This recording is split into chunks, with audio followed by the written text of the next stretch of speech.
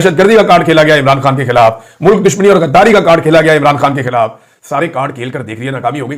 अब ये भारत वाला कार्ड खेला गया है, जो अब तक सबसे बड़ा जो पत्ता था पाकिस्तान की एस्टेब्लिशमेंट और हुकूमत के पास, वो इमरान खान के खिलाफ अब खेला गया है। तो तमाम तजर्बों की तरह ये तजर्बा भी ज्यादा इम्कानात ये है कि नाकाम हो जाएगा। कुछ वक्ती रिलीफ जरूर महसूस हो रहा है, और मैं महसूस हो रहा है इसलिए कह रहा हूं कि ये मिल नहीं रहा, ये सिर्फ महसूस हो रहा है।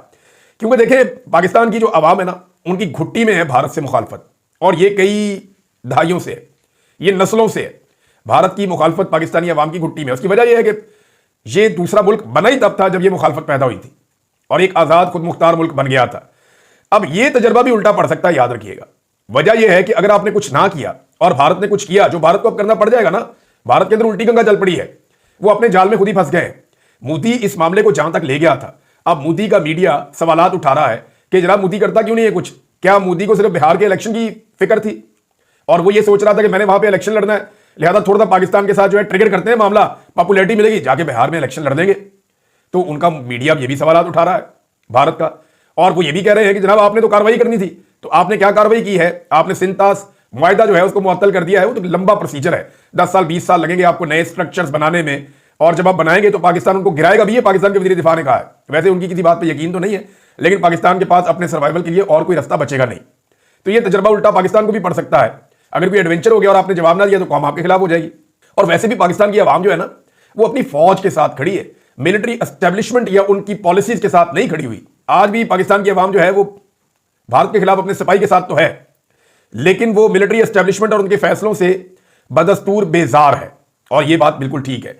नाज़रीन, ये हुकूमत जो है वो बार बार पार्लियामेंट का इजलास बुलाने की बात करती है कि जी हम पार्लियामेंट का इजलास बुलाएंगे, मुश्तरका इजलास बुलाएंगे। वहां पर इन्होंने फॉर्म 47 के बंदे इकट्ठे किए हुए हैं, वहां इन्हें इमरान खान से भी इनकी जान छूटती है। और ऑल पार्टीज कॉन्फ्रेंस ये बुला नहीं सकते, क्योंकि अगर इन्होंने ऑल पार्टीज कॉन्फ्रेंस बुलाई तो वहां पे सब लोग कहेंगे कि बुलाओ इमरान खान को, एक सेशन और कर लो इसका, और वहां पे वो सवाल पूछे जाएंगे जिनके इनके पास जवाब नहीं है। अब जिन पॉलिटिकल पार्टीज को इन्होंने जानबूझकर डंडे के जोर पर पार्लियामान से बाहर रखा हुआ है, वो पॉलिटिकल पार्टीज आकर सवाल तो करेगी। मामला तो शुरू होगा मैंडेट की चोरी का, मामला शुरू होगा इंटेलिजेंस की नाकामी का, मामला शुरू होगा कि भारत को जवाब क्यों नहीं देते तुम। अभी जब ये पार्लियामेंट के अंदर भी आएंगे ना, तो आप देखिएगा कि अपोजिशन की जाने से कुछ ऐसे लोग हैं जिन्होंने कहा है कि हम वहां जाके ऐसी तकरीर करेंगे कि इनके कानों से धुएं हम निकाल देंगे। हम बताएंगे इनको जाकर कि तुम्हारे जो सियासी लीडर्स हैं वो मोदी के खिलाफ एक लफ्ज बोलने को तैयार नहीं है, और उसके रीजंस क्या है। अब देखिए, जो लोग पाकिस्तान के अंदर चुप चुप के रहते हैं, जो लोग पाकिस्तान के अंदर सामना अपने लोगों का नहीं कर सकते, वो दुश्मन का क्या सामना करेंगे, या उसके सामने क्या खुलकर बात करेंगे? वहां तो वो बिल्कुल नहीं कर सकेंगे। आलिया हमजा साहिबा ने इस पे एक स्टेटमेंट दिया है। ये जो इनकी क़यादत बोलती नहीं है, बात नहीं करती, गूंगी हो गई है मोदी के मामले में, इंडिया की जारहियत के मामले में।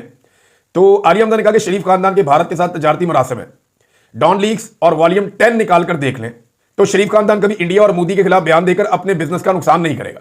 देखिए, वॉल्यूम 10 जो है वो एक मिथ तो है, और सब लोग ये कहते हैं कि वॉल्यूम 10 इसलिए नहीं खोला गया कि उसमें फिर बड़े बड़ों के राज फाश हो जाने थे। लिहाजा वो जो वॉल्यूम 10 है, जो सुप्रीम कोर्ट ऑफ पाकिस्तान के अंदर कुछ वॉल्यूम्स गए थे, उनमें वॉल्यूम 10 उसको जजों ने पढ़ा था, लेकिन उसको खोला नहीं गया, और उसमें जो है वो इंडिया और शरीफ खानदान के ताल्लुकात के हवाले से आलिया हमजा साहिबा ने फिर बताया। उमर अयूब साहब ने एक मुवाजना किया है, और ये बड़ा इंटरेस्टिंग मुवाजना है।